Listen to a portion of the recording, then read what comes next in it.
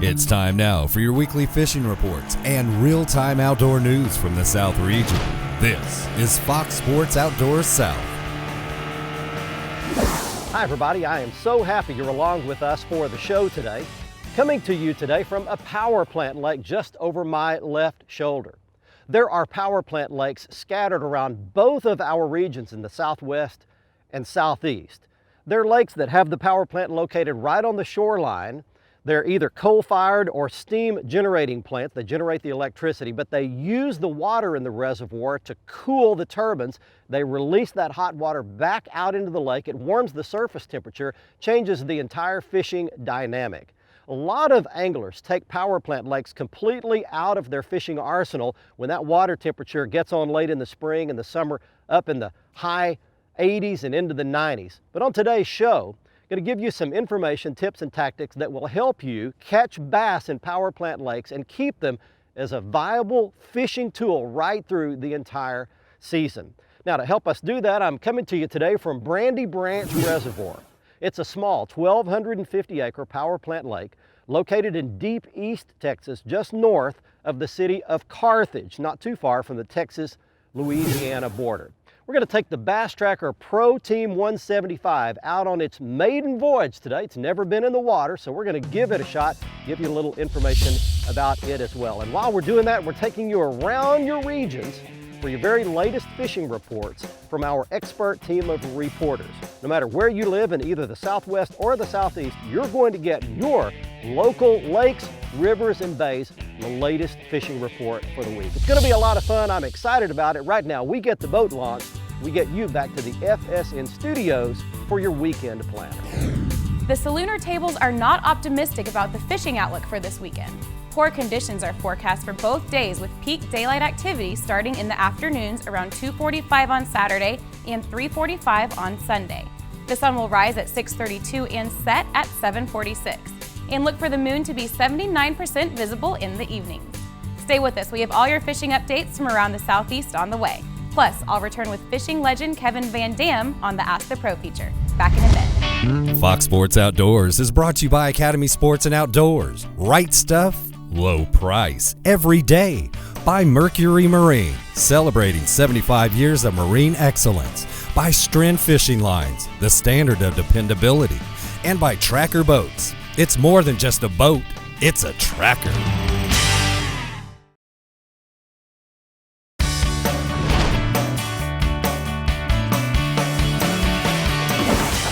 Got him. Up. Big fish. Look at that gorgeous fish in that water right there. Wow. There's my first Brandy Branch bass right here. And it's a good one too. Wow. Got it hooked well too. Look at that. Wow. Hey, there. Oh, and I'm whacking the camera with my rod tip. My first Brandy Branch bass. Hey, welcome back everybody. Glad you're with us today. Spit out my biffle bug. I'll show you what I caught that fish on. I'll give you lots of looks at baits later on, but that's a Jean LaRue biffle bug right there. Kind of a yellow bottom, black top, and it caught a big toad right there, right off the bat. Man, got kind of a messed up place right there on her tail. Look at that. See right there, kind of a bloody spot right there. All right, we're on Brandy Branch Lake today talking power plant bass fishing. Let's let that fish go back.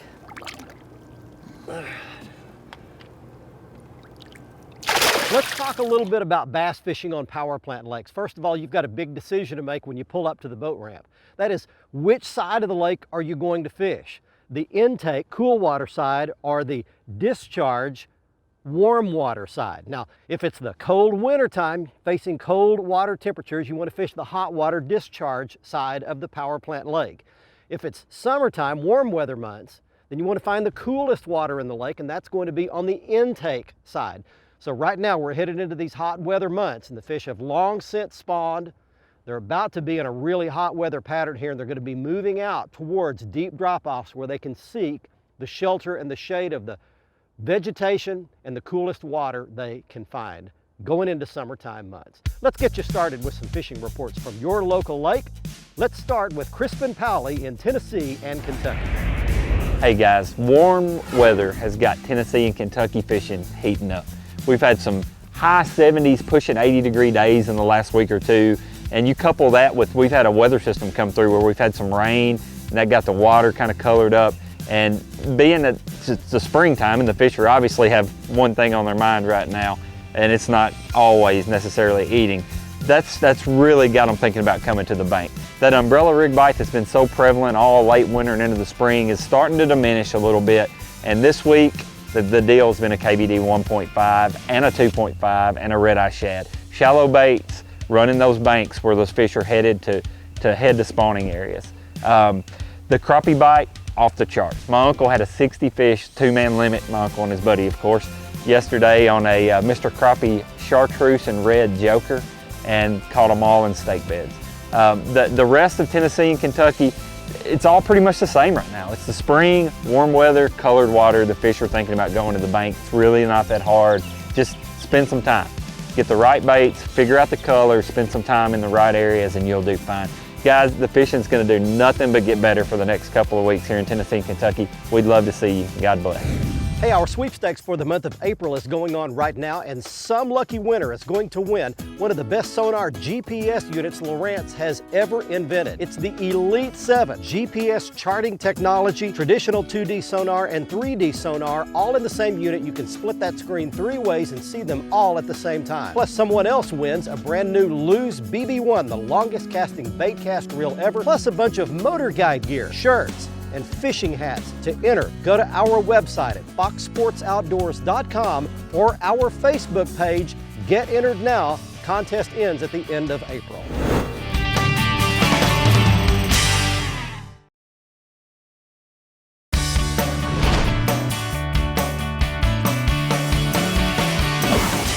Got him.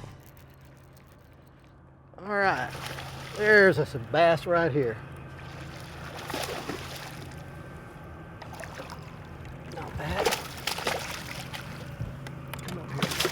Quit. I want to show this fish to these people here. All right, we got us a bass right there. Look at that dude. Welcome back, everybody. You're on Fox Sports Outdoors, and we're talking about power plant fishing today, and I want us to zoom out and show you something here. Look right here. We are right in front of the power plant here at Brandy Branch Reservoir, and let's talk just a second about power plant lakes. And I promised you a little information about the seasons. Everything's early in a power plant lake, beginning with the spawn. They can spawn as early as December or January because, again, they do it on water temperature. That water temperature starts getting into the 60s a lot earlier on a power plant lake than it does anywhere else. Post spawn happens earlier, which means it's going to be a little tough to catch for a while. Then they go into their summer pattern earlier. So by April, May, the bass on a power plant lake are going to be moving out to deeper water and setting up for a summertime pattern where you're going to catch them with soft plastics, Carolina rig, deep diving crankbait, something like that, way out off underwater humps, ridges, points, and the outsides of grass lines. Anyway, that's a little information on what happens at a power plant lake. I've got to do surgery. Well, maybe I can just pop this hook out right here. I got it. There's my biffle bug. All right, we're going to let this bass go back. Let's get you down to Mississippi, Alabama, and Georgia. Here's your freshwater fishing report with Jimmy Jacobs, followed by Bob McNally and your saltwater report from those same 3 states. This report brought to you by Black Hawk Fly Fishing on North Georgia's Soquee River. Outstanding action for trophy rainbow and brown trout on 2 miles of private waters. It's the middle of April and the brim spawn has started all across the South, kicking off some of the best fishing of the entire year. Now, reddy or sunfish, that are better known as shell crackers, are the first brim to spawn, and they're also some of the biggest that we have here in the region. Up in northeast Mississippi, 565-acre Trace State Park Lake is just west of Tupelo. This lake has abundant shell crackers. They're bedding in most of the coves, and these fish get big. Each year, 15-inch fish are caught here that weigh up to 2 pounds. Now, the lake has 4 creek arms running north to south. The easternmost of these is probably the best for bedding fish. There's an old county road bed runs through it, and the shellcrackers love to spawn on that area. Now the best bait is get a 1/32 ounce jig, tip it with a mealworm or a cricket, toss it out there, bounce it along the bottom through or close to the beds, and when you get a strike, it's likely to be a big fish. Now in northwest Alabama, the Sipsey River near Jasper is Bama's only legitimate trout fishery. The tailwaters below Lewis Smith Lake are stocked with rainbow trout, and they are biting in April. Local folks use corn and worms to fish for these trout. You can also throw rooster tail and panther martin inline spinners. If you're a fly fisherman, you can fish nymphs or dry flies depending on the weather and water conditions of the day that you're there. Now in Georgia, down just northwest of Atlanta, Allatoona Lake is red hot for spotted bass right now.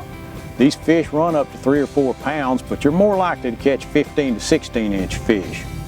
Now a good lure has always been the cotton cordell hot spot, and the color to throw is a gray shad on this lipless crankbait. But regardless of what you're fishing for, spring is here, so let's get out there and do some fishing. Hi everyone, welcome to Fox Sports Outdoors Coastal Fishing Report. This portion of the program is brought to you by Egret Baits, makers of the new Voodoo Shrimp. That Voodoo Shrimp is so realistic. Every time I pick one up, it looks so realistic I want to dip it in cocktail sauce and take a bite out of it. So next time you're fishing, get yourself a Voodoo Shrimp, put it where the fish are, and they'll do the rest. Warming weather throughout the coastal area has really kicked up fishing quite a lot. Over in Alabama, Captain Rick Murdoch near Perdido Pass is catching plenty of sheep's head to 4 to 5 pounds and pompano up to 4 pounds. Most of those fish are being caught on dead shrimp, but he's also using fiddler crabs for sheep's head. Rick also tells me that there's been some big cobia that started to show up along the coastal beaches of Alabama, particularly off Orange Beach. There have been several catches of 50-pound cobia, and some of the boats are taking 2 to 4 fish per trip. That's a real nice day on the water. Over in Georgia, Captain Brad Stewart is having very good luck on sheep's head on those near shore reefs. He was fishing the other day with an angler, a lady angler out of Hilton Head, who caught a 13-pound, 1-ounce sheep's head, which may hold up as a new state record for sheep's head off the coast of Georgia. Also in Georgia, further south, off Cumberland Island at the KBY Reef, they're catching some big sheep's head there too. That fishing is being done with anglers using fiddler crabs on jigs and 15 to 40 feet of water, and that fishing should last for another few weeks. Over in Mississippi, tuna fishing is still very, very good. They're not catching those big ones like they were earlier in the year, but some of these tuna, the yellowfins, are going to 30 pounds, and they're catching them while drifting and chunk fishing near the floating rigs. They're also catching plenty of blackfin tuna, which are good eating and hard fighting fish too, but those fish are only going about 5 to 10 pounds. So that's it for the Coastal Fishing Report. Until next week, get out on the water and take a youngster with you when you go. Fox Sports Outdoors is brought to you by Costa Sunglasses. See what's out there. By Luz, setting a new standard in fishing performance. Feel the difference. By Strike King Lures, #1 in fishing. By Lowrance Electronics. Find, navigate, dominate.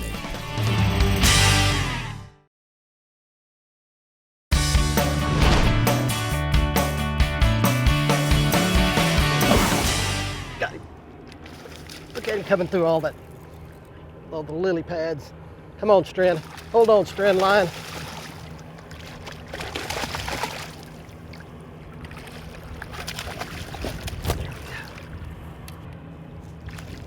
All right, there's another one. Welcome back, everybody. Power plant bass fishing today on Fox Sports Outdoors. That's just a long, skinny male fish. I want you to see something here. I pulled up here and just decided to fish some of these flooded lily pads and grass beds here. And you can see just completely choked with grass, hydrilla, lily pads. And here's your next lesson about power plant fishing. The fish will get shallow year round, and power plant lakes don't need to be crossed off of your list, just like I mentioned at the beginning of the show. Just because it gets to be late spring, early summertime, water gets hot, weather gets hot, these fish will still bite as long as you've got some cover, some grass for these fish to get up around, lily pads, weed beds, those types of things. You can catch bass right in the hot weather months, power plant lakes. Now let me give you a quick list here of some power plant lakes across the region that I know of. In Texas, you've got Fayette County, Gibbons Creek, Monticello, Welsh. Just a couple of them in Oklahoma are Conowa and Sooner. In Georgia, you've got Sinclair and Juliet. And in South Carolina, you've got Wiley. All right, let's check in right now in South and North Carolina. Here's Inglis Glover. Hey folks, Captain E here with your Carolinas report this week, brought to you by Marshall's Marine, located in Lake City in Georgetown, South Carolina. Your bass boat specialist since 1969. For family-friendly fun and all your nitro and tracker needs, visit www.marshallsmarine.com. And everywhere along the Carolinas coastline right now, marinas just like here at Crazy Sister Marina, located in Murrells Inlet, are gearing up for an awesome season of fishing. Make sure you visit crazysistermarina.com and get your offshore fishing trip scheduled for the summer of 2014. Right now in the offshore fisheries, the bait is starting to make its way north with the warming of the water, and the tuna and wahoo catches are increasing, and also we're starting to hear some dolphin. Get your Fishizzle ballyhead out in blue and white and pink and white, rig it with fluorocarbon, put on your ballyhoo, throw it out, troll 7 knots and get ready for some wonderful action. Inshore fishery, the black sea bass and the sheep's head continue to be a catch to go after, and also the flounder, which are showing up in the estuaries, which are my favorite fish to target this time of the year. The pluff mud's heating up and those boogers are getting hungry. Also, in the freshwater side of things in the Carolinas, High Rock Lake starts to report some wonderful catches of largemouth bass that are right in that spawning mode, and it's a perfect time because the Carolinas Bass Challenge is recently going to be competing there with over 192 boats competing for $14,000 in cash. Also on Lake Jocassee, the trout are starting to show up. Get out, troll those spoons in 60 to 80 foot of water, and get ready for some of the biggest trout of the year. The browns and rainbows are going to be there, and you know how wonderful those are on that pan. Hey, this has been your Carolinas Report. I'm Captain E. Remember, fish smarter, not harder, and keep your chaos organized. There's one. Don't come up. There he is. Good fish. Good bass.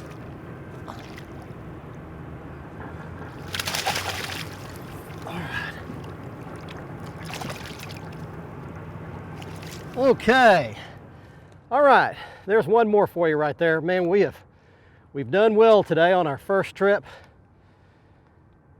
The beautiful Brandy Branch Reservoir. What a great lake. These are all Florida strain bass, by the way. I looked it up on the Texas Parks and Wildlife Department website. That's all that's been stocked in here is pure strain Florida bass. Dark color, little mouth, big fat body. Just a beautiful fish. Caught that bass on a soft plastic jerkbait. That's a Jean LaRue salt flicker with no weight, and I'll show it to you at the end of the show. Throwing it out there, letting it go down deep on the edge of that grass, twitching it back real slow, and you can get bit that way. Hey, I want to mention something. This is the maiden voyage for my brand new Bass Tracker Pro Team 175. It is an amazing boat. I don't have time to tell you all the features, but what I can tell you is that this boat has a brand new, first time ever exclusive diamond coat finish. It's 4 times more durable than regular paint on any other boat. I'm going to tell you a lot more about it, give you a complete walkthrough of this on our YouTube channel.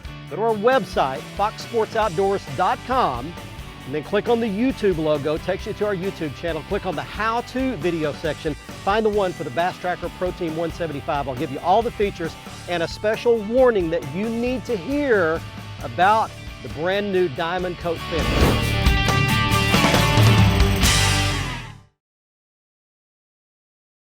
Fox Sports Outdoors is brought to you by Exide AGM Marine Batteries. Starts like new, stays like new longer. By Jean LaRue and Bobby Garland Lures. With our baits, a good day of fishing is in the bag. By Motor Guide, trolling motors engineered for anglers. And by Nitro Performance Fishing Boats. Welcome to the big leagues. Welcome back, everyone. It's time for the Ask the Pro feature where viewers can get insider tips from professional anglers. This week's question comes from Melba, who wonders, does the color red really attract more fish? For the answer, we checked with fishing legend Kevin Van Dam. Overall in the industry, I think, the red line, the red hooks are waning a little bit, but I can tell you without a doubt that red baits, red crankbaits, red things, red is still a really strong color. Without a doubt, springtime, in the South, Texas especially, those crayfish down there, Louisiana, through that whole area, they're really red. But I catch a lot of bass on red crankbaits, red diamond shads, red lipless crankbaits like a red-eye shad, all spring long. Red to me is a color that I like to use when the water's stained. You know, if there's crayfish in the body of water and it's springtime, those bass are around the rocks and that, it's a color that I've always got tied on. Thanks, Kevin. If you need help from one of the pros, visit our website and follow the Ask the Pro link to submit your question. Now let's see who wins a new pair of sunglasses on the Costa Catch of the Week. This week's winner in the Costa Catch of the Week contest is Holly Dean of Marietta, Georgia, showing a 35-inch snook she caught out of the Indian River in Florida. If you would like to enter our Costa Catch of the Week contest, go to our website, foxsportsoutdoors.com. Right-hand side of the page, click on the Costa Catch of the Week box and follow the instructions to send us your photo. You could win a brand new pair of Costa sunglasses, and you can see all of the Costa frame and lens styles at the Costa website. Again, go back to the front page of our website and click on the Costa logo. So there you can see all of the frame and lens styles that Costa makes, including the ones that I've been wearing on this week's episode, Tuna Alley. On the Academy Sports and Outdoors Right Stuff feature, it's the right gear to catch bass at your favorite power plant lake. Now here are some of the baits that work today on Brandy Branch in Texas. Starting with the top left, that's the Strike King Tour Grade Spinnerbait. Top right is the Strike King Red-Eye Shad, that's a lipless rattling crankbait. Bottom left, a Texas rigged Jean LaRue Biffle Bug, and bottom right is the Jean LaRue Salt Flicker rigged weightless, fished like a soft plastic jerkbait along the outside edges of the grass beds. I was driving down I-35 in Texas recently when I spotted 3 different billboards for the CASA program. Now, CASA stands for Court Appointed Service Advocate. That's just a fancy name for a volunteer who represents children when they have the misfortune of being taken from their homes by Child Protective Services. CASA volunteers work with the judges and the court system to be the voice for those children that they otherwise would not have. My wife and I have been volunteers in the CASA program for almost 5 years now, and I can speak from experience when I tell you that it can be a very gut-wrenching job, but it also can be an extremely rewarding job. Whatever, it is a job that can make a difference in a child's life, not only now, but for the rest of their lives. If you'd like to look at the CASA program, look at their website at casaforchildren.org. Sort through the website, see if that might just be an opportunity that you could volunteer for. It's a nationwide program. There's a CASA program near you. Hey, I hope you enjoyed our trip today to Brandy Branch Reservoir in Deep East Texas, north of Carthage. Caught some good quality bass here, and this is very representative of the fishing and power plant lakes all across our region. We will see you next week. Until then, I'm Barry Stokes saying be safe, have fun. Bye-bye, y'all.